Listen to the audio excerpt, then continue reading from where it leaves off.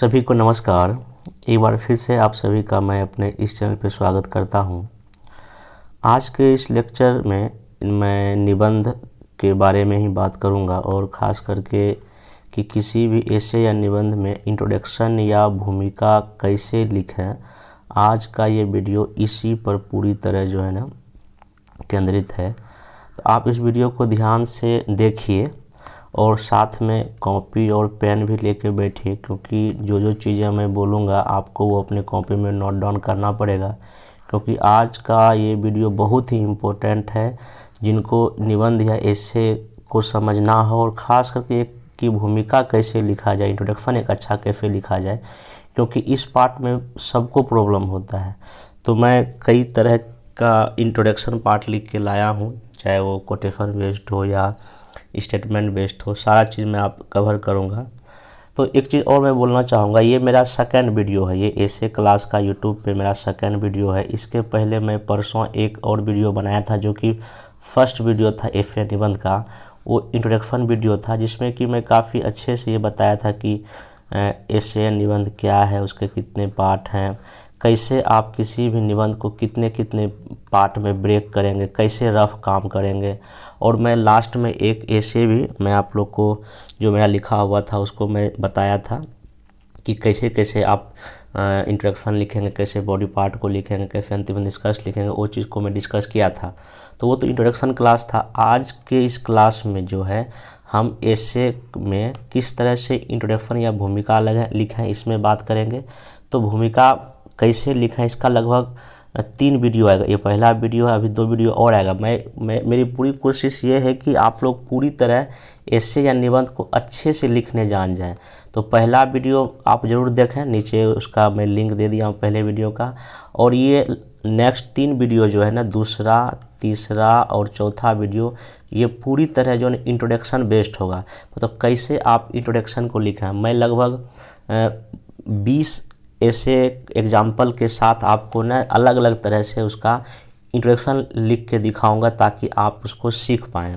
तो ध्यान से वीडियो को देखिए। और एक बात मैं आपको विश्वास दिला देता हूं कि अगर आप ऐसे का मेरा सारा वीडियो अगर देख लेंगे तो आप आराम से ऐसे लिखना सीख जाएंगे। हालांकि बीपीएससी के जो चेयरमैन सर हैं अतुल सर, उन्होंने बोला है कि कोई भी आपको ऐसे नहीं पढ़ा सकता, ये बात उनका बिल्कुल सत्य है। लेकिन हाँ, एक चीज़ है कि आपको कि कैसे किसी भी ऐसे में अप्रोच लिया जाए, कैसे उसका इंट्रो लिखा जाए, कैसे बॉडी पार्ट लिखा जाए, कैसे निष्कर्ष लिखा जाए, ये चीज़ें जो है ना मैं आपको गाइड कर सकता हूँ जितना मेरे पास एक्सपीरियंस है।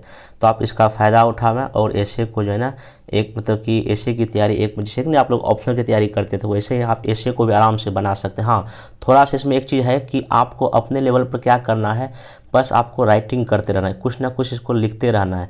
मतलब कि आपको जैसे आज अगर मैं वीडियो ये बना दूंगा तो आपको क्या करना है, कोई भी ऐसे लेना है और उसमें आपको ना भूमिका लिखने का अपने बस प्रैक्टिस करना है।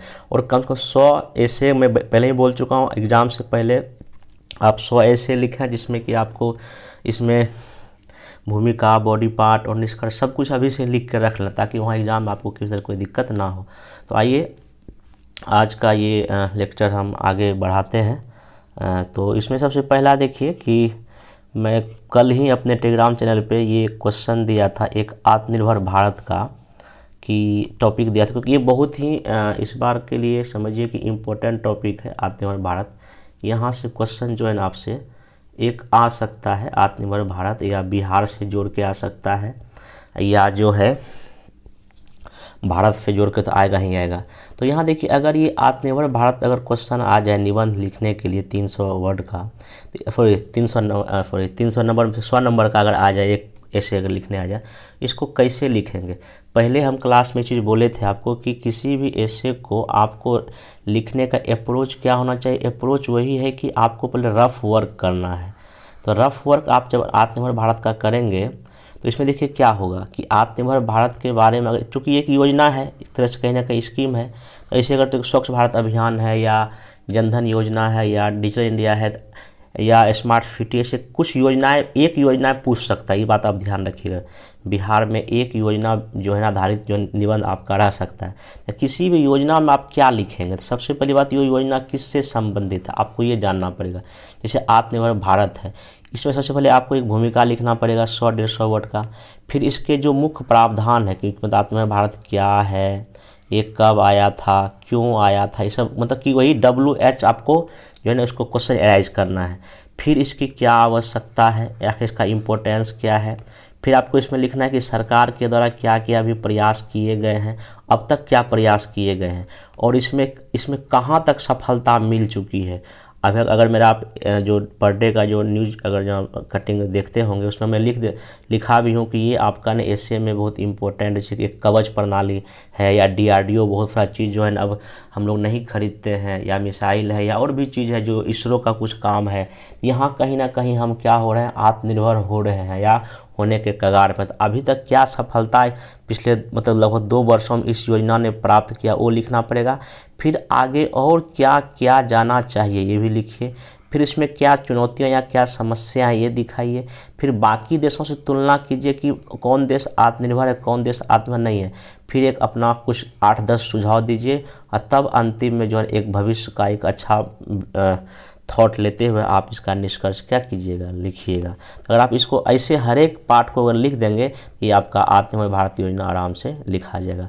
तो आप इसको लिखने का कोशिश कीजिए। सबसे पहले हम चूँकि आ जाते हैं कि इसका भूमिका जो है ना कैसे लिखें। अभी मेरा मेनली पर्पस है भूमिका पर कि इसका भूमिका कैसे लिखा जाए। तो ये देखिए सबसे पहले भूमिका अगर जो जाना जाए, अगर सीखा जाए तो भूमिका कैसे लिखा जाए। पहले एक चीज़ और एक देख लीजिए कि किसी भी चीज़ का भूमिका लिखने के लिए अपने को जो है ना क्या अप्रोच रखना चाहिए। तो यहाँ पे मैं कुछ चीज़ें लिखा हूँ कि आखिर एक अच्छा भूमिका आप कैसे लिख सकते हैं। एक अच्छा भूमिका लिखने का सबसे पहला जो कंडीशन ये होना चाहिए कि भूमिका का देखिए मूल जो पॉइंट ये है उसका ये है कि जिज्ञासा है, मतलब कि जानने की इच्छा है। अगर कोई मतलब कि अगर आपका कोई ऐसे या निबंध अगर कोई पाठक या रीडर पढ़ेगा तो उसको उसके मन में जिज्ञासा आपका इंट्रोडक्शन पढ़ने के साथ ही जग जाना चाहिए। अच्छा ये जो है राइटर इस चीज़ को लिखने की कोशिश कर रहा है। तो भूमिका का जो है जब भी आप कभी इंट्रोडक्शन पार्ट या भूमिका लिखें तो इसमें आप ये कोशिश करें कि हम रीडर या पाठक को जो है एक जिज्ञासा पैदा कर दें, और उसी जो आप उसके मन में जिज्ञासा पैदा कीजिएगा पूरे आगे जो बॉडी पार्ट में उसी जिज्ञासा को आपको जो है ना समाधान करना पड़ेगा। मतलब कि भूमिका में जिस चीज़ को आप जिस पॉइंट से आप स्टार्ट करेंगे उसी पॉइंट को आगे मेन बॉडी में या निष्कर्ष तक आपको डील करना पड़ेगा ताकि फ्लो बना रहे। इस चीज़ का आपको ध्यान रखना है। और ये देखिए प्रैक्टिस होगा। अभी आप लोग को टफ लग रहा होगा लेकिन ये प्रैक्टिस से आराम से हो जाएगा। फिर यह इंट्रोडक्शन की तरह नहीं होना चाहिए बल्कि एक तरह से हमारे संविधान की प्रस्तावना की तरह होना चाहिए। अर्थात संविधान का पूरा सार या संविधान का आधार स्तंभ होना चाहिए आपका इंट्रोडक्शन पार्ट। मतलब जो हमारा जो देश का संविधान का जो प्रस्तावना है, प्रस्तावना पढ़ के ही संविधान के अंदर क्या लिखा हुआ कोई भी इंसान जान सकता है ना। उसी तरह आपके मतलब कि निबंध या एसे का इंट्रोडक्शन पार्ट पढ़ के जो है ना कोई भी रीडर जो है ना ये जान जाए कि आप आगे क्या लिखने जा रहे हैं। मतलब कि एक माइंड जो है ना पॉजिटिव आपको मतलब कि डालना पड़ेगा, नहीं मेरा निबंध काफ़ी बेहतर होने वाला है। फिर भूमिका ऐसी हो कि पढ़ते ही मज़ा आ जाए, पहले वाक्य से ही परीक्षक आपके मतलब कि निबंध में बंध जाए। भूमिका को हाँ एक चीज़ और ध्यान रखिएगा, भूमिका को आप रफ में भी लिख सकते हैं। लास्ट पेज में रफ में भी लिख लें कि इसमें कौन सा कोटेशन डालना, क्या क्या डालना, आप ये काम कर सकते हैं। फिर भूमिका में बहुत अधिक फैक्ट या इन्फॉर्मेशन भी नहीं हो, नहीं कि पूरा एकदम डेटा फैक्ट डाल दिए, ये भी तो ऐसा बोझिल हो जाएगा। भूमिका ना तो छोटा होना चाहिए ना ही बड़ा होना चाहिए। मतलब कि कुल जितना आप निबंध में शब्द लिखे उसका 10% या 12% होना चाहिए। मोटा मोटी आप समझिए अगर 1000 वर्ड का लिखते तो 100 से लेके 150 वर्ड जो है ना आप भूमिका में वर्ड का जो है ना प्रयोग करेंगे, इससे अधिक आप नहीं करेंगे। और वही कम से कम मेरा सलाह ये रहेगा कि आप 100 निबंध या ऐसे का जो है ना खुद से भूमिका लिखें। और देखिए लिख सकते हैं, कोई दिक्कत नहीं, कोई भी टॉपिक लीजिए या यूपीएससी का प्रीवियस ईयर क्वेश्चन लीजिए या यूपीपीसीएस का लीजिए, या मैं भी लगभग पहले वाले वीडियो में लगभग 52 में ऐसे दिया हूँ, निबंध ही लिख के दिया हूँ। मतलब उसमें से कोई भी आप उठाइए और उसका आप इंट्रोडक्शन पार्ट लिखिए। और जो ऐसे के लिए जो है ना व्हाट्सएप ग्रुप बन गया है, मैं व्हाट्सएप ग्रुप कल ही बना दिया था, तो व्हाट्सएप ग्रुप का लिंक नीचे आपको दे देता हूँ, आप उसको ज्वाइन करके वहाँ भी आप चीज़ें मतलब कि उसको लिख के सेंड कर सकते हैं। वो ओपन है, मतलब कि कभी भी आप वहाँ पे जो है अपना लिख के या कुछ भी शेयर कर सकते हैं, लेकिन हाँ वो सिर्फ ऐसे का ही ग्रुप है, ध्यान रखिएगा, व्हाट्सएप ग्रुप बना दिया गया है। अब देखिए यहाँ पे कोई भी एसे को लिखने का मेरा क्या तरीका होगा, इतने बता दिए एसे में क्या क्या बातें होनी चाहिए। अब क्या मेथड है, कौन कौन से तरीके से हम एसे को शुरुआत कर सकते हैं, लिख सकते। देखिए एक तो एसे में भूमिका आप लिख सकते हैं ऐतिहासिक घटनाक्रम से, ठीक ना, मतलब कोई इतिहास का घटना उठा लिए, एंशिएंट टाइम का या मॉडर्न हिस्ट्री का कोई भी उठा लिए, या तो किसी दार्शनिक का या विचारक का, बाद जैसे महात्मा गांधी का विचार उठा सकते हैं, या रूसो का, या और भी कई सारे कार्ल मार्क्स, कई सारे विद्वान हैं उनका उठा सकते हैं, ठीक ना। उसके बाद जो है ना आप यहाँ कुछ भूमिका हम लिख सकते हैं प्रश्न उठाने वाले भूमिका, मतलब कि हम जैसे कि अगर आत्मनिर्भर भारत है तो हम आत्मनिर्भर भारत की भूमिका में कोई एक क्वेश्चन एराइज कर सकते हैं, आखिर क्यों ये आवश्यक पड़ी। मतलब आज़ादी के 75, मतलब इसमें आप ऐसे लिख सकते हैं कि आज़ादी के 75 वर्ष बाद भी आज भारत कई क्षेत्रों में, चाहे वो रक्षा क्षेत्र हो या आर्थिक क्षेत्र हो, हम मतलब कि निर्भर नहीं है, आखिर इसकी क्या वजह है। तो ऐसे करके कुछ ना थॉट, मतलब कि क्वेश्चन करते हुए आप भूमिका को लिख सकते हैं, मैं इसको बताऊँगा। फिर आप किसी कोटेशन या कथन का यूज करते भूमिका लिख सकते हैं, या किसी घटना से शुरुआत कर सकते हैं, अपने जीवन की घटनाएं से, या कोई उदाहरण ले सकते हैं, कोई कहानी से आरंभ कर सकते हैं, या अपने कोई निजी अनुभव जो है व्यक्त करके भी आप मतलब भूमिका को लिख सकते हैं। एक भूमिका और होता है कि तुलनात्मक करते हुए, एक देश का दूसरे देश से तुलनात्मक करते हुए भूमिका लिख सकते हैं, और एक होता है कि आप व्याख्या करते हुए भी लिख सकते हैं, और एक अंतिम होता है कि आप सीधी शुरुआत कर दें, मतलब कि आप ज़्यादा मतलब कि लफाजी नहीं करके सीधे डायरेक्ट जो टॉपिक दिए, जैसे आत्मनिर्भर भारत ही है, सीधे आत्मनिर्भर भारत क्या है तो वहाँ से शुरू कर सकते हैं। तो ये इतने तरह का जो है ना भूमिका जो है ना आप लिख सकते हैं। मैं यहाँ पे अभी आज के इस वीडियो में एक तो पहली बात आपको एक तुलनात्मक भूमिका मैं लिख के दिखाऊंगा, फिर एक व्याख्या करते हुए लिख के दिखाऊंगा, फिर एक कोटेशन में, क्योंकि सबसे फेमस यही है कोटेशन में, सबसे बेस्ट यही है, और अभी सबसे अच्छा नंबर इसी मिलता है। आप ना किसी कोटेशन या किसी कविता से इसको शुरू कर सकते हैं। तो अभी मैं कोटेशन वाला बता रहा हूँ, व्याख्या करने वाला बता रहा हूँ, फिर तुलनात्मक अध्ययन बताऊंगा, फिर एक प्रश्न उठाने वाला भूमिका लूँगा, फिर एक दो दार्शनिक विचार भी मैं करूँगा। बाकी जो आगे जो वीडियो आएगा उसमें और भी तरह की चीज़ों को मैं शामिल करने का कोशिश करूँगा। मतलब कि सिंपल मैं 20 लगभग आपका ऐसे का भूमिका लिख के दिखाऊँगा कि कैसे लिखा जाए, बस आप मेरे साथ बने रहिए। तो आइए जो है ना इसमें एक जो है ना पहले आत्मनिर्भर भारत का ही भूमिका मैं आपको दिखाता हूँ। आत्मनिर्भर भारत टॉपिक है, वही क्वेश्चन है। अब इसमें देखिए कैसे आप भूमिका जो है इसको आराम से लिख सकते हैं। इसको बोल सकते हैं कि जो ना एक सिंपल वाला ही भूमिका है, इसमें कुछ दार्शनिक थॉट भी है, ऐसे करके देख सकते हैं। जैसे कि यहाँ पे मैं लिखा हूँ भूमिका, आत्मनिर्भर भारत का भूमिका है कि सूरज ना तो उगने के लिए किसी से अनुमति मांगता है और ना ही अस्त होने के लिए, ठीक। तारों की चमक, भौरों की गुनगुनाहट, नदियों का प्रवाह, फूलों की लालिमा, सब कुछ स्वच्छंद है। सोचिए अगर ये किसी और पर निर्भर होते, प्रकृति इतनी सुंदर हो सकती थी क्या? क्वेश्चन मार्क में किया, मतलब इसको प्रश्न भी कर सकते हैं, प्रश्न वाला जो है भूमिका है। नहीं ना। कोविड-19 जैसी वैश्विक महामारी के दौरान जब अमेरिका जैसा शक्तिशाली देश भी असहाय नजर आया तो विश्व के बाकी देश को सोचने पर मजबूर कर दिया। आत्मनिर्भर भारत एक ऐसी ही सोच है जिसका अर्थ है स्वयं पर निर्भर होना, ठीक। फिर आगे लिखा हूँ, यानी खुद को किसी और पर आश्रित जो है ना करना। यह सोच ना केवल कोविड-19 की महामारी से उबरने में मददगार है बल्कि वैश्विक महाशक्ति बनने की आधारशिला भी है। तो आप ऐसे करके कुछ क्वेश्चन एराइज करते हुए कुछ और जो आपके पास जो करंट की घटनाओं को जोड़ते, मैं यहाँ क्या किया, मैं कोविड से जोड़ दिया, और भारत चूँकि वैश्विक महाशक्ति बनने के लिए मतलब हम लोग इच्छुक हैं कहीं ना 2045 तक। इसका मतलब ये है कि हमको आत्मनिर्भर बनना पड़ेगा। अभी हम लोग बहुत कुछ इंपोर्ट करते हैं, तो आखिर इंपोर्ट करना तो आत्मनिर्भरता का पहचान तो है नहीं।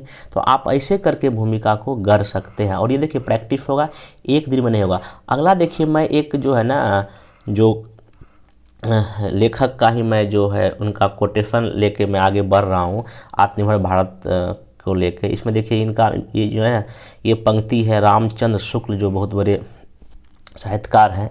देखिए इन्होंने अपने कई सारे रचना में एक बात बोला है, क्या बोला है कि मैं निश्चय पूर्वक कहता हूँ जो युवा पुरुष या महिला प्रत्येक बातों में दूसरों का सहारा चाहते हैं, जो सदा एक ना एक अगवा ढूंढा करते हैं और उनके अनुयायी बना करते हैं, वे आत्म संस्कार में उन्नति नहीं कर सकते हैं। उन्हें स्वयं विचार करना, अपनी संपत्ति का सृजन करना तथा किसी का बिना विचार किए अनुयायी नहीं बनना चाहिए। मतलब ये कहीं ना कहीं ये जो पूरा 4-5 लाइन की पंक्ति है आचार्य रामचंद्र शुक्ल जी की, तो ये कहीं ना कहीं हमको आत्मनिर्भर होने को कहीं ना कहीं प्रेरित करता है। आप ऐसे ही कथन या कोई कोटेशन किसी भी जो है ना लेखक विद्वान का आप लेके भी जो है ना भूमिका स्टार्ट कर सकते हैं। तो यहाँ वही आप लिखा हूँ मैं आगे, आचार्य रामचंद्र शुक्ल जी की उपयुक्त पंक्तियां हमें आत्मनिर्भर होने की शिक्षा प्रदान करती है। वस्तुतः जीवन एक संघर्ष है और इस संघर्ष में मनुष्य को परिवार और समाज का सहयोग मिलता है।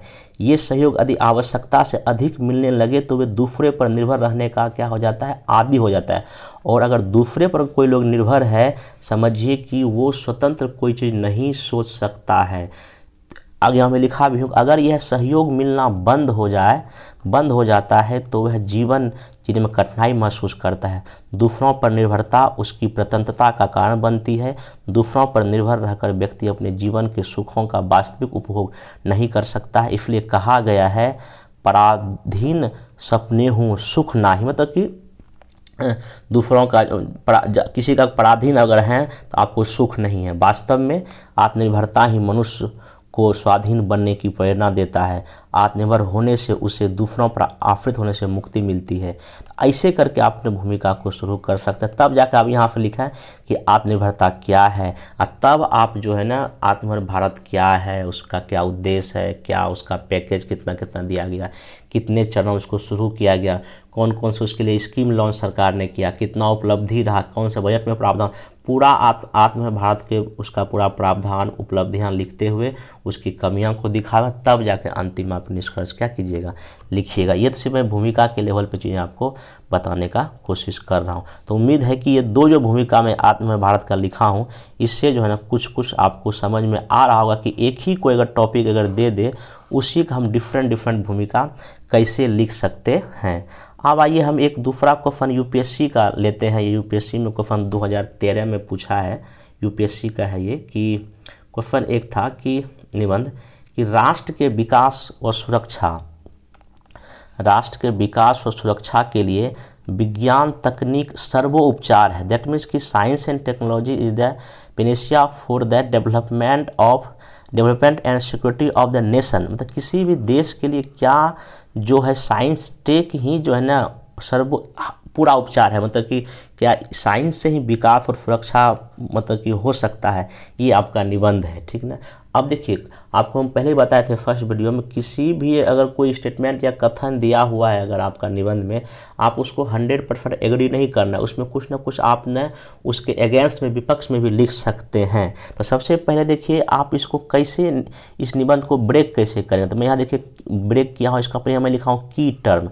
आपको इसे रफ काम करना पड़ेगा। देखिए की टर्म में मैं क्या किया हूँ, यहाँ देखिए एक तो विकास मेन टर्म है, दूसरा आपका सुरक्षा है, और तीसरा अगर देखा है तो साइंस एंड टेक्नोलॉजी क्या सर्वोपचार है, ये इसका की टर्म है। सबसे पहले देखिए विकास, आपको विकास को डिफाइन करना पड़ेगा, आखिर विकास क्या होता है, और साइंस टेक का यूज करके हम कौन कौन सा विकास किए हुए हैं।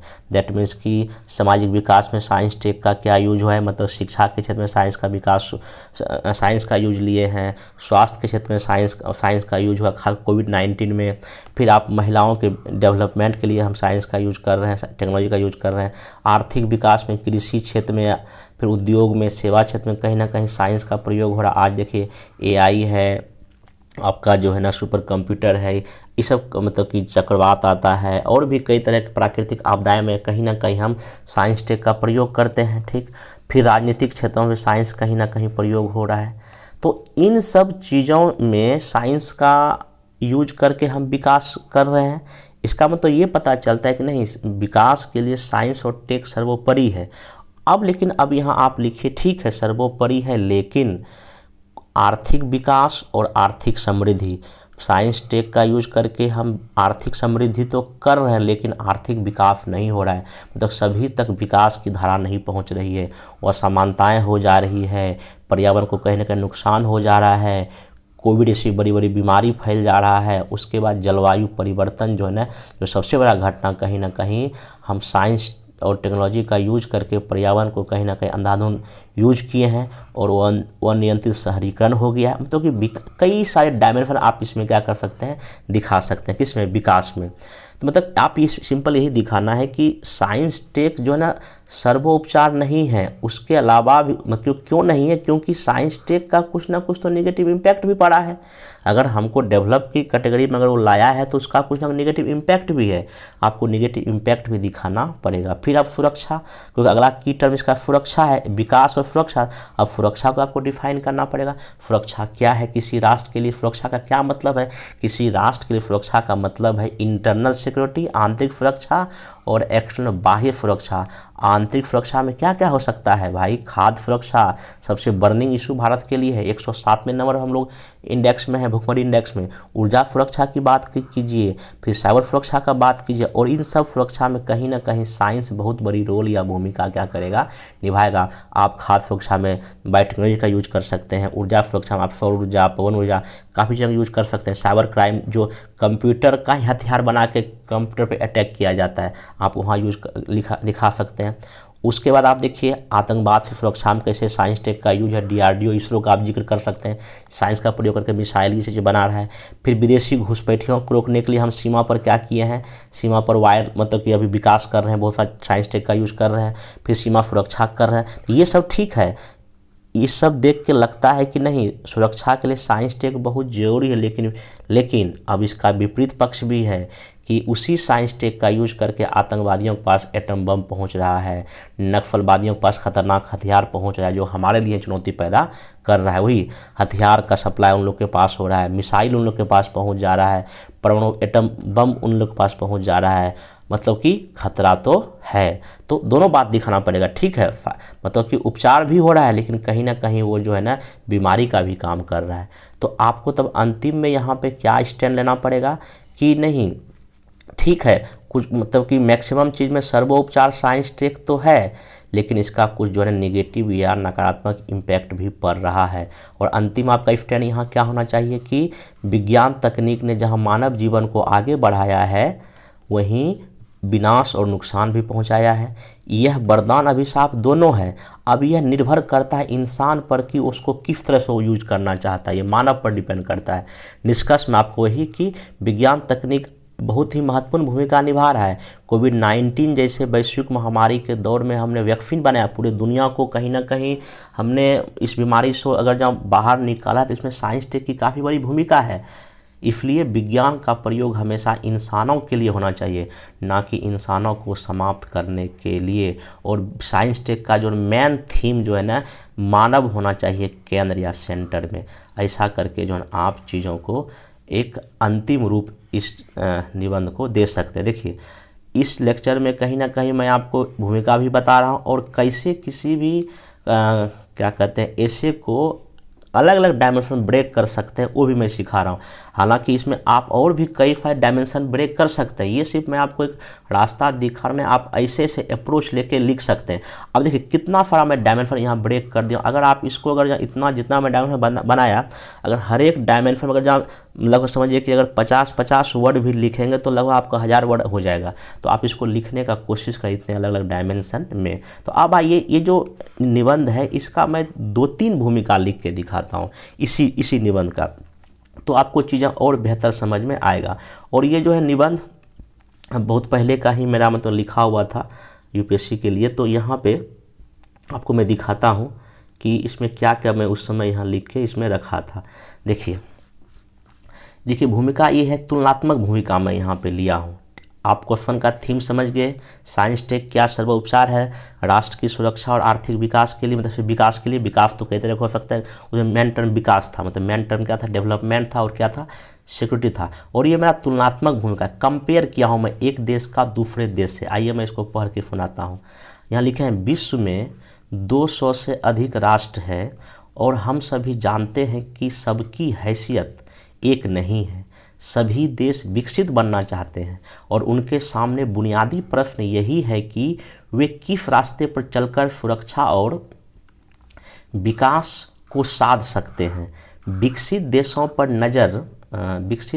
नज़र डालें तो यह समझने में बिल्कुल देर नहीं लगती वे सभी विज्ञान और प्रौद्योगिकी के सहारे विकास पथ पर तेजी से बढ़े हैं।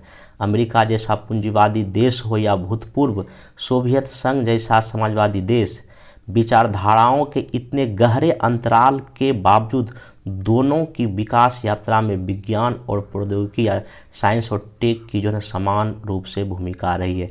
मैं यहाँ तो शॉर्ट में लिख लिया, आप यहाँ इसको पूरा हिंदी में लिखेंगे, ये आप हमको गलत नहीं कहेंगे, ये साइंस टेक में तो आप पूरा अच्छे से लिखेंगे, मैं ST शॉर्ट में लिख दिया हूँ। तो ये देखिए एक जो है ना, मैं यहाँ पे क्या किया हूँ कि तुलनात्मक मैं जिक्र किया हूँ, आगे मैं यहाँ लिखा हूँ आज जब हम, अब मैं इंडिया को मैं शामिल कर लिया हूँ, आज जब हम विकसित देश बनने का सपना देख रहे हैं तब यह विचार समान रूप से प्रचलित हो गया है कि यह सपना विज्ञान तकनीक से ही पूरा होगा, किंतु यह प्रश्न पर गहरे आत्ममंथन की आवश्यकता है। क्या विज्ञान और तकनीक इस यात्रा में सर्वोपचार है या रामबाण है या एक व्यापक रणनीति का छोटा हिस्सा भर है? क्या हमको सिर्फ साइंस टेक का ही प्रयोग करके हम विकसित बन जाएंगे कि उसके राह में कुछ रोड़ा भी है तो आपको रोड़ा प्लस दोनों दिखाना पड़ेगा? तो ये हुआ कि आप तुलनात्मक करके अमेरिका रशिया का हम जिक्र कर दिए कि नहीं भाई ये लोग जो है ना साइंस टेक के बदौलत ही इतना विकसित हुआ है,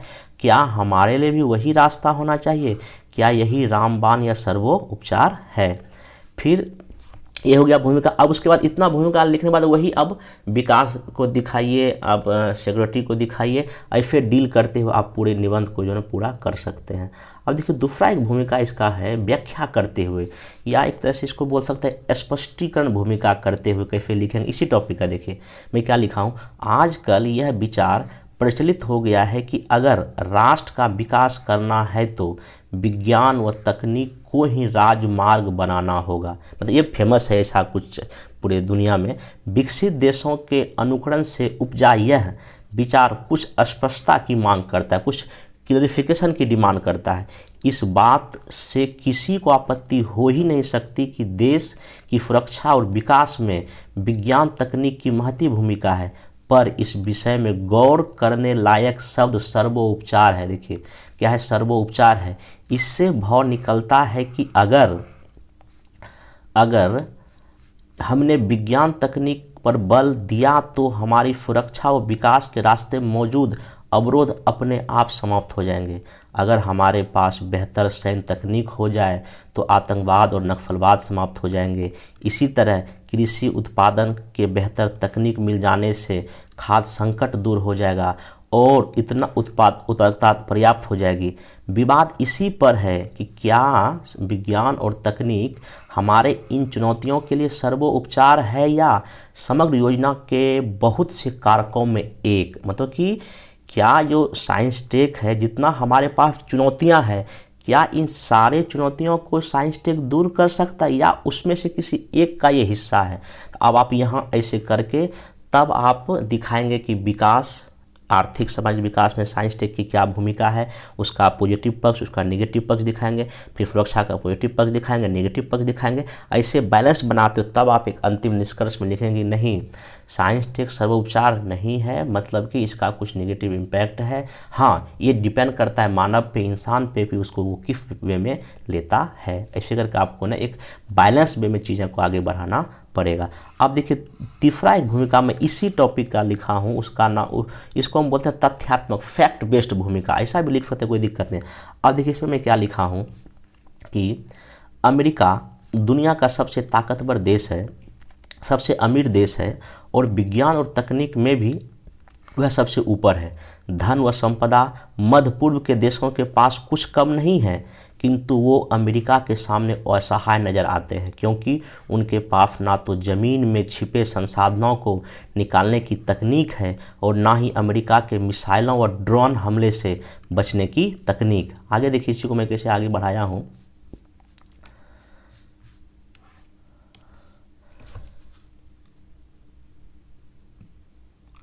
आगे लिखा है यहाँ पे, जिन शताब्दी में इंग्लैंड का सूर्य कभी अस्त नहीं होता था, वो वही शताब्दियाँ थी जब वैज्ञानिक तकनीक क्रांति इंग्लैंड में हो रही थी और समुद्री तथा सैन्य तकनीक में उनका मुकाबला कोई नहीं कर सकता था। अमेरिका और यूएसएसआर की भी सर्वोच्चता की होड़ में लंबे समय तक सैन्य तकनीक और अंतरिक्ष तकनीकों पर ही केंद्रित रही। आज अगर चीन दुनिया में बादशाहत स्थापित करने की कोशिश कर रहा है तो इसका विज्ञान तकनीक के माध्यम से सीमाओं की सुरक्षा, साइबर सुरक्षा के साथ इस बात के लिए सक्षम है कि वह तकनीक पुर्जों ऐसी कीमत और गुणवत्ता पर बनाए कि अमेरिका व यूरोप किसी भी स्तर पर प्रतिस्पर्धा ना कर सके। मतलब चाइना इतना सब कुछ कर रहा है कि वो अमेरिका और यूरोप भी इसके लेवल पे वो अमेरिका और यूरोप भी जो है ना इसका कॉम्पिटिशन या प्रतिस्पर्धा नहीं कर सकता है। तो आगे देखिए इसमें क्या लिखा हूँ। ये सारे उदाहरण व तथ्य जिस बात की ओर इशारा कर रहे हैं वो यही है कि किसी देश की सुरक्षा और विकास विज्ञान व तकनीक के सहारे ही संपन्न होता है। तो अब यहाँ पे इतना लिखने के बाद तब आप जो है उसके जो भी पॉजिटिव पॉइंट है, नेगेटिव पॉइंट है, आप लेके आगे क्या करेंगे, भूमिका के अकॉर्डिंग बढ़ेंगे। ये देखिए मैं एक ही टॉपिक का कैसे अलग अलग 3 जो है ना भूमिका लिख के इसमें दिखाया हूँ। अब देखिए इसमें जो है ना ये जो निबंध है इसमें देखिए ये तो ठीक है, मैं 3 तरह का दिखा। अब इसमें आप जो है ना ऐसा भी भूमिका लिख सकते हैं, कथन आधारित भूमिका भी लिख सकते हैं या किसी का कोटेशन बेस्ड भूमिका भी लिख सकते हैं। जैसे कि इसमें एक महात्मा गांधी का कोटेशन दे सकते हैं, उन्होंने भी साइंस के बारे में कुछ बोला है। और भी कई सारे ऐसे विद्वान हैं जो कि साइंस के बारे में मिला जुला बात बोलते हैं, जैसे स्टीफन हॉकिंग का नाम जिक्र कर सकते हैं। मैं हालांकि इसका और भी कई सारा कोटेशन या कथन दूंगा बीच बीच में भूमिका में। लगभग मैं समझिए कि 200 से ज़्यादा आपको कोटेशन या विद्वान का विचार, दार्शनिक का विचार, कुछ दोहे, कविते दूंगा जहां आप निबंध में उसको इजीली जन भूमिका में पुट कर सकते हैं। मतलब कि आप यहां पे कविता से भी किसी कविता से भी जन ये निबंध को स्टार्ट कर सकते हैं। तो अब आइए इसमें जो है एक आपका नेक्स्ट, अब देखिए इसमें एक बहुत ही इम्पोर्टेंट एसे मैं फिर से लिया हूँ।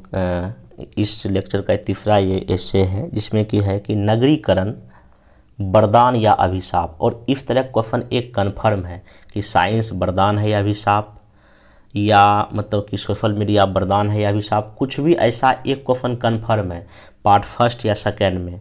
तो नगरीकरण वरदान या अभिशाप ये हम भारतीय संदर्भ में हम ले रहे हैं, ठीक ना।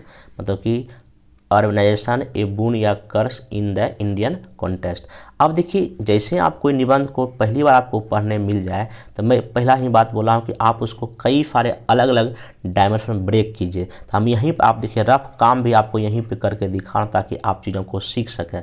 इसमें क्या क्या की टर्म है, 3 की टर्म है, नगरीकरण, वरदान, अभिशाप। एक भारत के संदर्भ में भी है तो 4 की टर्म आप मान सकते हैं। तो सबसे पहले आपको यहाँ पे दिखाना पड़ेगा क्या होता है नगरीकरण, क्या है, क्यों है, कैसे है, इसका क्या विकास का क्या कारण है। और भी इंडिया के बारे में जो कुछ कुछ फैक्ट आपका है, कितना नगरीकरण इंडिया में पहले आज़ादी के समय था, अभी कितना हो गया, ये सब आपको दिखाना पड़ेगा। फिर मेनली है की टर्म इसका वरदान। अब वरदान कैसे आर्थिक क्षेत्र को बढ़ावा देता है, सामाजिक क्षेत्र को बढ़ावा देता है, तकनीक को बढ़ावा देता है, उच्च मापदंड तय करता है, शहर विकसित की श्रेणी में लाने की कोशिश करता है, समानता लाने की कोशिश करता है। दैट मीन्स कि आर्थिक कहीं ना कहीं ऐसा कहा जाता है कि शहर जो है ना आर्थिक विकास का इंजन होता है। कैसे होता है, क्योंकि शहर जो एक ऐसा चीज प्लेस है जहाँ पे ग्रामीण क्षेत्रों का खाद्य पदार्थ शहरों के लोग डिमांड करते हैं, दूध हो गया, सब्जी हो गया, तो कहीं ना कहीं देश की इकोनॉमी को बूस्ट करता है। इसलिए नरेंद्र मोदी जी ने स्मार्ट सिटी का कॉन्सेप्ट लाया। आप ऐसे एग्जाम्पल के साथ जो है ना आर्थिक विकास में सहायता होता है। और सबसे बड़ी बात है सामाजिक विकास, जाति प्रथा यहाँ नहीं होती है, लोगों को स्वतंत्रता होती है, आज़ादी होती है, रूढ़िवादिता से मुक्ति मिलती है। इसलिए जो है ना एक कारणों से ये नगरीकरण हमारे लिए वरदान हो जाता है। लेकिन ये अभिशाप भी है। कैसे, सबसे बड़ा इम्पैक्ट तो इन्वायरमेंट पे पड़ता है, वायु प्रदूषण, जल प्रदूषण होता है, फिर जनसंख्या वृद्धि होता है, अनियंत्रित शहरीकरण होता है, पानी की कमी, गरीबी बढ़ता है, बेरोजगारी बढ़ता है, घर मकान की कमी, बहुत सारा ऐसा चीज़ है जो कहीं ना कहीं अभिशाप होता है। आप इसमें बम्बई, महाराष्ट्र में बम्बई में जो एक धारावी जो स्लम एरिया है उसका जिक्र कर सकते हैं। और इसमें इंडिया में आप कई सारा स्लम एरिया है, दिल्ली में है, चेन्नई में है, कलकत्ता में है, बम्बई में है, कई पटना तक का जिक्र कर सकते हैं। तो नगरीकरण बढ़ने से स्लम एरिया भी बढ़ रहा है, वहाँ लोगों की स्थिति क्या है आपको पता ही है। तो इस तरह से हम देखते हैं कि नहीं, नगरीकरण क्या है, अभिशाप भी है। ठीक है ना। तो आपको ये दोनों बात क्या करना पड़ेगा, लिखना पड़ेगा। तब अंतिम में एक निष्कर्ष जो वही आगे की राह, मतलब कि आगे की राह क्या, मतलब कि आपको कोई सुझाव देते हुए तब आपको निष्कर्ष क्या करना पड़ेगा, लिखना पड़ेगा। मैं इसको डायमेंशन ब्रेक कर दिया हूँ, आप इसको आराम से लिख सकते हो। ये बहुत ही मोस्ट इंपॉर्टेंट क्वेश्चन है, क्योंकि आज ये भूमिका का सिर्फ क्लास है, मैं यहाँ सिर्फ भूमिका आपको बता रहा हूँ। देखिए अब इसमें देखिए भूमिका आप क्या लिखेंगे। ये मेरा भूमिका है जो है ना, इसको कह सकते हैं कविता आधारित, मतलब पोएट्री बेस्ड जो है ना आपका ये भूमिका मैं यहाँ बता रहा हूँ। अब देखिए इसमें आप क्या लिखेंगे, मैं क्या लिखा हूँ कि भूमिका लिखा हूँ, किसी कवि ने लिखा है, अब मैं राशन की कतारों में नज़र आता हूँ, अपने खेतों से बिछड़ने की सज़ा पाता हूँ। ये बहुत ही ना फेमस जो है ना ये कोटेशन, आप इसको जरूर यूज कर सकते हैं। ऐसे ही नगरीय जीवन की विसंगति किसी फिल्म के गीत में था, जिसमें नायक नायिका अकेले शहर में, ये एक मूवी है घरौंदा, आप इसको यूट्यूब में सर्च कीजिएगा, भी घरौंदा मूवी डालिएगा, बोल अकेले शहर में। तो वो अकेले शहर जो उसका जो पूरा जो सॉन्ग है उसमें यही दिखाया है कि जो जो नायक नायिका है कैसे शहर आ गया है, लेकिन वो दाने दाने को मोहताज है। मतलब अर्थात इस गाने का पूरा अगर गाना सुन लेंगे तो उससे यही निकलता है अर्थ कि रोजी रोटी और रोजगार के लिए वो दोनों नायक नायिका क्या कर रहे हैं, संघर्ष कर रहे हैं। ये तो ठीक है, मैं यहाँ क्या दिखा दिया कि भाई कैसे अभिशाप है। अब देखिए इसी में भूमिका में मैं यहाँ क्या लिखा हूँ, कुछ वही विरोधाभासी अन्य तथ्य एवं कहानियाँ भी है, जिसमें गांव का एक भोला भाला युवक गरीबी से तंग आकर शहर जाता है। प्रारंभ में शहर में उसे ठोकर मिलती है, धीरे धीरे वह नगर के नियमों को सीखता है और अवसर का लाभ उठाकर वो करोड़पति बन जाता है। यही नगरीकरण के वरदान तथा अभिशाप की विरोधाभासी वास्तविकता, कहानी एवं विडंबना है। अब देखिए यहाँ मैं क्या किया हूँ, जो प्रश्न का डिमांड था कि भाई अभिशाप और वरदान दोनों है, तो इस जो कविता के माध्यम से मैं यहाँ क्या बता दिया। देखिए अभिशाप है, कैसे, देखिए अभिशाप कैसे हुआ। ये जो कवि क्या कह रहा है कि मैं अब राशन की कतारों में नज़र आता हूँ, शहर में जो है ना जो राशन की दुकानों में वो नज़र आता है, अपने खेतों से बिछड़ने की सजा पाता हूँ। मतलब वो पहले गांव में रहता था, अब वो कहाँ शहर आ गया। गांव में अपना खेत था, खेती करता था, अनाज की उसको कमी नहीं होती थी, लेकिन शहर इस उम्मीद से आया कि भाई वहाँ हम पैसा कमाएंगे, लेकिन यहाँ वो राशन की दुकानों में खड़ा है।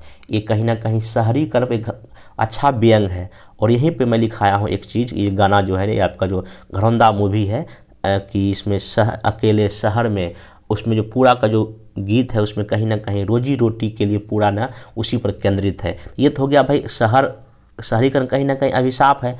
लेकिन कोई एक ऐसा बालक, अगर आप गोदान उपन्यास पढ़ेंगे तो वहाँ जो एक लड़का है वो शहर जाता है, वहाँ कमाता है, तो वही यहाँ पे कहीं ना कहीं बात है कि एक लड़का जो भोला भोला है शहर आया है, और शहर में पहले उसको दिक्कत हुआ लेकिन बाद में इतना अच्छा कर गया, वो जो है ना करोड़पति बन गया। आपको भी, आपके भी आसपास से कई सारे एग्जाम्पल होंगे जो पहले, आज से पहले 20 साल पहले गाँव में था, लेकिन गाँव छोड़ के शहर आ गया, आज उसका अच्छा हैसियत है। सबका नहीं है, लेकिन कुछ कुछ लोग सक्सेस भी तो शहर में किए हैं। मतलब वरदान के साथ अभिशाप दोनों है। और ये जो भूमिका है ये रियल है। ये जो है ना, अगर आप ऐसे भूमिका को लिखेंगे तो नहीं ये रियल है, कहीं से आपको बनाया नहीं मिलेगा, ऐसा चीज़ आपको कहीं नहीं मिलेगा। इसलिए जो है आप ऐसे भूमिका को आराम से जो है लिख सकते हैं एक बेहतर नंबर के लिए। अब आगे इसमें क्या करेंगे, वही अब इतना लिखवा दिया, लिखेंगे आगे कि अब प्रश्न उठता है, मतलब लिंक जोड़ेंगे बॉडी पार्ट में कि अब प्रश्न उठता है कि नगरीकरण क्या है, नगरीकरण क्या है, दिखाइए कैसे डेवलपमेंट बिहार पूरे देश में हुआ है। प्राचीन काल में नगरीकरण क्या था, मध्यकाल में क्या था, आधुनिक काल में क्या था,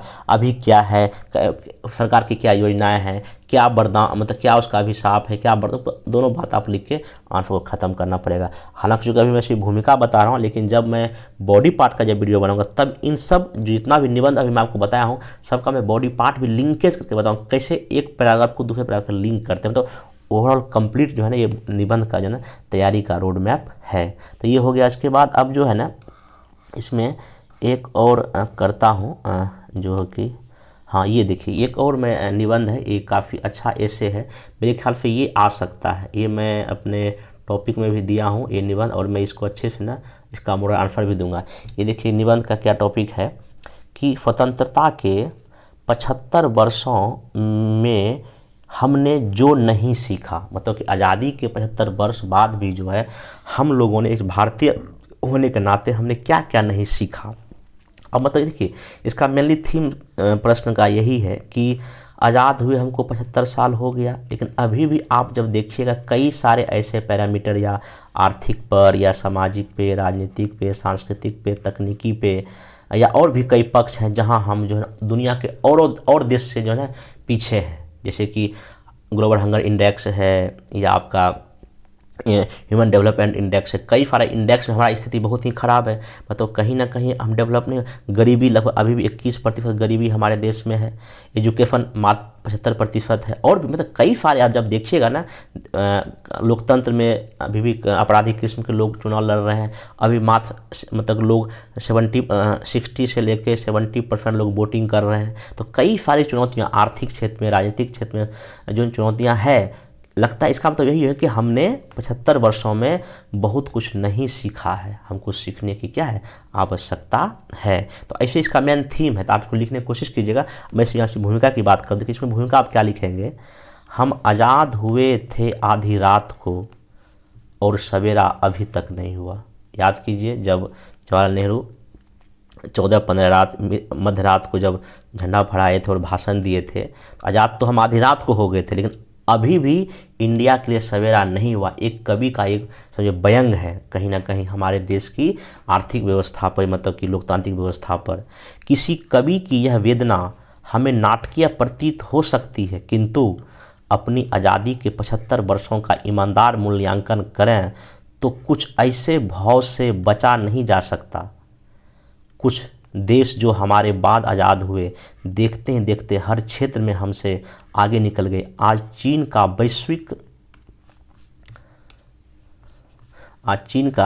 वैश्विक दबदबा हमें सोचने पर मजबूर करता है, आखिर हम में क्या कमी रह गई। ठीक ना, फिर क्वेश्चन मार्क किया हूँ।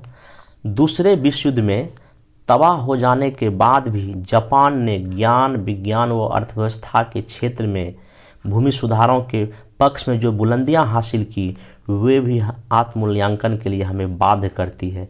श्रीलंका व बांग्लादेश जैसे छोटे देश जिनके पास संसाधन भी सीमित हैं, कई सामाजिक मानकों पर हमसे बेहतर निष्पादन कर रहे हैं। हमारी आज़ादी के समय ही एक राष्ट्र के रूप में गठित हुआ इजराइल रेगिस्तान से लहलहाती फसलें पैदा कर लेता है और बहुत से दुश्मन राष्ट्रों के बीच रहते हुए अपनी आंतरिक व बाह्य सुरक्षा से समझौता नहीं करता। तो हम क्यों इतनी उपजाऊ जमीन व बेहतर पड़ोसियों के बावजूद कमज़ोर राष्ट्र नज़र आते हैं? ये सारे प्रश्न किसी भी संवेदनशील भारतीयों को बेचैन करते हैं और ये सोचने पर मजबूर करते हैं कि हमने स्वतंत्रता के इन 75 वर्षों में क्या नहीं सीखा। अब आप इस अगर भूमिका को देखेंगे तो आपको लग जाएगा, नहीं अगर इस अगर भूमिका अगर लिखा जाए तो एग्जामिनर जो है आपके इस भूमिका में जो बंधेगा फिर वो वहाँ से निकल नहीं पाएगा। हाँ, लेकिन ये है क्या, आपको इसके लिए ना बहुत ही प्रैक्टिस करने की ज़रूरत है। ऐसे ऐसे जो मैं अभी आपको बताया हूँ, इसको अपने कॉपी में नोट डाउन करने की आवश्यकता है और इसी को बेस बना के आगे के कई सारे भूमिका आप क्या करेंगे, लिखेंगे। अब देखिए इसमें कोटेशन भी मैं यूज कर दिया हूँ, कुछ में क्वेश्चन मार्क्स भी तैयार कर दिया हूँ। तो मतलब कि ये सब कब होगा, जब ये आपका कमांड हो जाएगा। जब मैं जीएस का जब मैं बताता हूँ, जब मॉडल आंसर, आप मेरा वीडियो जाके देखिए प्लेलिस्ट में, वहाँ मैं एक ही क्वेश्चन को 3-4 भूमिका लिखता हूँ। ये कैसे हो पाता है, ये हो पाता है कमांड होता है तब हो पाता है। इसमें आपको मेहनत करना पड़ेगा, ठीक ना, और सही ढंग से लिखने की प्रैक्टिस भी आपको होनी चाहिए। आज का ये लास्ट एक निबंध का भूमिका मैं लिख रहा हूँ और ये जो है ना अपने जीवन के अनुभव, घटना या किसी महापुरुष के जीवन की घटना से हम कैसे किसी एक भूमिका को शुरू कर सकते हैं, उसी से संबंधित है। एक निबंध है कि सत्य जिया जाता है, सिखाया नहीं जाता है। मतलब जो ट्रू चीज़ें होती है ना, आप उसको कहीं से सीख नहीं सकते हैं कि हाँ भाई, जैसे कि हम लोग गणित सीखते हैं कि भाई 2+2 4 होता है, 2+2 कितना होता है 4, ये हम मैथ में सीख सकते हैं, ठीक ना। लेकिन जो सत्य एक ऐसा चीज़ है जिसको आप जी सकते हैं, आपके साथ चीज़ें घटेगा तभी आप सीख सकते हैं, किसी से जो है ना आप मतलब कि ना सीख नहीं सकते हैं। तो यही लिखा हुआ है यहाँ, सत्य जिया जाता है, सिखाया नहीं जाता। ये निबंध है, इसको 1000 वर्ड में लिखना है, समझ गए ना, और इसमें सोचना पड़ेगा आपको। तो सिंपल यहाँ देखिए, जो अगर इसका आपको भूमिका लिखना होगा तो इसमें देखिए ये जो निबंध काफ़ी अच्छा है, इसमें आपको महात्मा गांधी का कोटेशन और भी कई सारे विद्वान का कोटेशन दे के ना आपको इस निबंध को लिखना पड़ेगा। अभी सिर्फ भूमिका पर ध्यान दीजिए। ये भूमिका में क्या कर रहा हूँ, अपने अनुभव के आधार पर ये मतलब भूमिका में गढ़ा हूँ। देखिए यहाँ मैं क्या लिखा हूँ कि जब मैं विद्यालय में पढ़ता था तो मेरी रुचि खेलने, सिनेमा देखने या दोस्तों से बात करने में थी, पर पढ़ने में नहीं। मेरे माता पिता व अध्यापक बार बार समझाते थे कि सिर्फ सफल होने के लिए नहीं बल्कि एक बेहतर इंसान बनने के लिए पढ़ना जरूरी है, पर उनके ये सारे उपदेश हमें बेकार या निरर्थक महसूस होते थे। वे मजबूर होकर मुझे दंड देते थे, ज़बरदस्ती पढ़ाते थे, पर ऐसी हर कोशिश के साथ मेरी पढ़ाई के प्रति वितृष्णा और बढ़ती जाती थी। अंत में उन सब ने मान लिया कि मैं अच्छे भविष्य की ओर बढ़ने में असमर्थ हूँ। मुझे तो भविष्य की चिंता करना ही और रुचिकर लगता था। ये पहले की बात बता दिया। अब देखिए आगे मैं यहाँ क्या लिख रहा हूँ कि किंतु एक दिन कुछ ऐसा हुआ कि मेरे जीवन का रास्ता ही बदल गया। कॉलेज में संयोग से एक सेमिनार में एक वक्ता को सुनकर कुछ गहरे प्रश्नों में रुचि पैदा हो गई, जैसे ईश्वर है या नहीं, आत्मा की पुनर्जन्म की बात, सत्य, स्वर्ग, नरक वास्तविक होते हैं या सिर्फ डराने या धमकाने के साधन।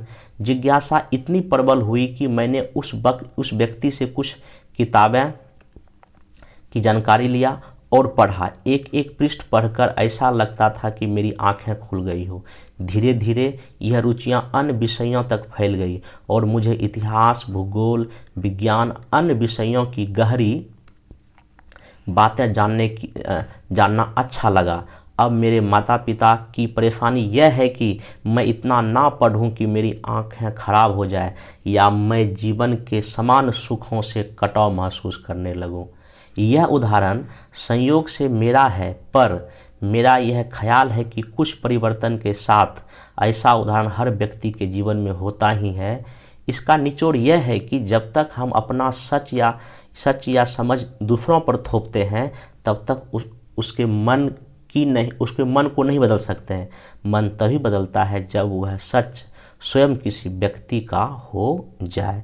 तो आप ऐसे कर ये निबंध मतलब भूमिका लिखेंगे तो ये भी काफ़ी अच्छा ये है कि आप अपने जीवन का अनुभव, या यहाँ पे एक सबसे बेस्ट है कि महात्मा गांधी का जो है ना आप ले सकते हैं। जब वो एक चीनी का जो कहानी है कि एक कोई उनके पास आया था कि चीनी खाना, ये बहुत चीनी खाता है, कोई एक महिला शायद लेके आई थी अपना समस्या, तो गांधी जी ने उसको कहा कि कल आना। तो गांधी जी पहले क्या किए, चीनी पहले खुद खा के देखे थे, तो वही मतलब इम्प्लीमेंट खुद किए कि क्या हम चीज़ें हैं कि नहीं। तो आप ऐसे भी चीज़ों को जो है एग्जाम्पल देके इस भूमिका को क्या कर सकते हैं, लिख सकते हैं। तो ये देखिए अलग अलग तरीके से मैंने बताने का कोशिश किया कि एक ही किसी अगर निबंध को कैसे अलग अलग तरीके से कथन बेस्ड या कविता के द्वारा या उसको व्याख्या करके अलग क्वेश्चन मार्क करके तुलनात्मक तरीके से कैसे आप भूमिका लिख सकते हैं। लगभग मैं आज जो है ना 5-6 तरीके से इंट्रोडक्शन लिखने आप लोग को सिखाया हूँ। अब आपसे मेरा रिक्वेस्ट यही है कि जितना मैं अभी यहाँ पे बताया हूँ आप लोग क्या करें, इस सारे को सही ढंग से नोट डाउन करें, वीडियो को 1 बार 2 बार देखें, ठीक ना, क्योंकि देखिए ये निबंध का क्लास है, 1 बार देखेंगे तो बिल्कुल समझ में नहीं आएगा, ठीक ना, क्योंकि इतना ही कॉम्प्लिकेटेड चीज़ है और पहली बार आप लोग के लिए है।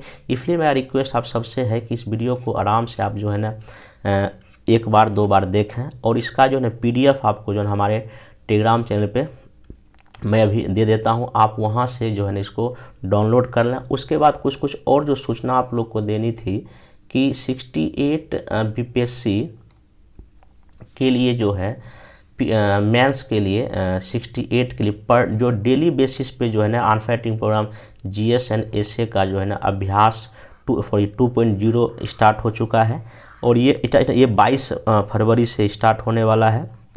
इसमें जो है ना मेरा क्या प्लान है कि ये लगभग 70 दिन का प्रोग्राम है, 70 मतलब ये 68 मेंस तक का है। इसमें 70 दिन चलेगा प्रोग्राम और पर डे 5 क्वेश्चन, जिसमें पर डे 5 मतलब 350 क्वेश्चन मतलब आपका मेंस एग्जाम तक हो जाएगा विथ मॉडल आंसर। इसमें आपको मॉडल आंसर भी हम प्रोवाइड कर देंगे, स्टडी मटेरियल भी प्रोवाइड कर देंगे। ये हिंदी एंड इंग्लिश दोनों मीडियम में है और इसमें मेनली हम फोकस करेंगे जीएस पेपर सेकंड और जो भी शॉर्ट आंसर क्वेश्चन का जो बीपीएससी दिया उस पर हम कोशिश करेंगे। और इसमें जो भी आपका कॉपी आएगा हम उसका हम वीडियो फीडबैक करते हैं, पर्सनल.फैफन रहेगा। और इसमें 3 ऐसे पर वीक देंगे, मतलब कि एक वीक में 3 ऐसे देंगे आपको लिखने के लिए, उसको कैसे लिखा जाए, कैसे भूमिका, कैसे बॉडी पार्ट के, फिर निष्कर्ष, और तब उसका आप जो लिखेंगे मैं उसका कॉपी चेक करूँगा, फिर उसका मैं मॉडल आंसर दूंगा। मतलब इस तरह से जो है 100 मतलब ऐसे जो है अप्रोक्स हमको कराने का प्लानिंग है विथ मॉडल आंसर। फिर उसके बाद इसी प्रोग्राम आपको जो है ना 10 जीएस का टेस्ट होगा, जिसमें कि 5 सेक्शनल टेस्ट है, 5 फुल टेस्ट है, फिर 5 ऐसे का भी इसमें फुल टेस्ट है इसी प्रोग्राम में, आप ये देख सकते हैं। उसके बाद जो है स्टार्ट ये 22 फरवरी से हो रहा है, ठीक ना।